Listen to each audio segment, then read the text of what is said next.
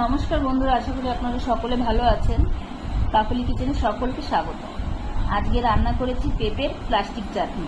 চলুন কিভাবে বানিয়েছি দেখা যাক। এখানে আমি 4 টুকরো করে নিয়েছি পেঁপে, খোসা টোসা ছাড়িয়ে ভালো করে পরিষ্কার করে নিয়েছি। এখন কেটে নেব। একদম পাতলা পাতলা করে কাটতে হবে বটি দিয়ে, আপনারা চাইলে ছুরি দিয়ে কাটতে পারেন। আমি বটি দিয়ে কাটছি, একদম যত পাতলা কাটা যায়। আমি দেখাচ্ছি কেটে।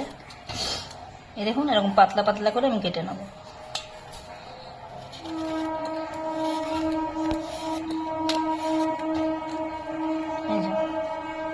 আমি একটা কড়াই বসিয়েছি, এখন আমি চিনি দিয়ে দিচ্ছি। 150 গ্রামের মতন চিনি দিলাম। এখন আমি জল দিয়ে দেবো।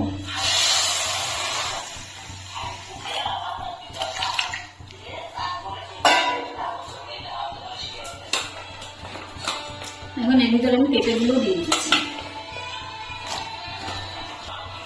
দিচ্ছি সামান্য পরিমাণে একটু লবণ।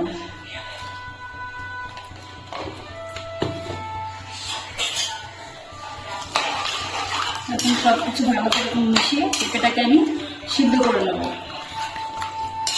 দিয়ে দিয়েছিলাম, এখন আমি ঢাকাটা খুলে নিচ্ছি। পেঁপের কালারটাও চেঞ্জ হয়ে গেছে, পেঁপেটাও আমার সিদ্ধ হয়ে গেছে। এখন আমি এর ভিতরে দিয়ে দিচ্ছি কিছুটা কাজু বাদাম, আর দিচ্ছি কিছুটা কিশমিশ। কাজু কিশমিশটা দিয়ে ফুটিয়ে নেবো, ঝোলটা একটু শুকনো করে নেবো। আর একটু জাল করে ঝোলটা শুকনো করে নিচ্ছি। ঝোলটাও অনেকটা শুকিয়ে গেছে, চাটনিটা আমার রেডি হয়ে গেছে। হালকা একটু ঝোল আছে, এটুকুনি রাখতে হবে, পরে আবার ঠান্ডা হলে শুকনো হয়ে যাবে। এখন আমি নামানোর আগে দিয়ে দিচ্ছি একটা লেবুর রস। এখন আমি এটাকে নামিয়ে দেবো।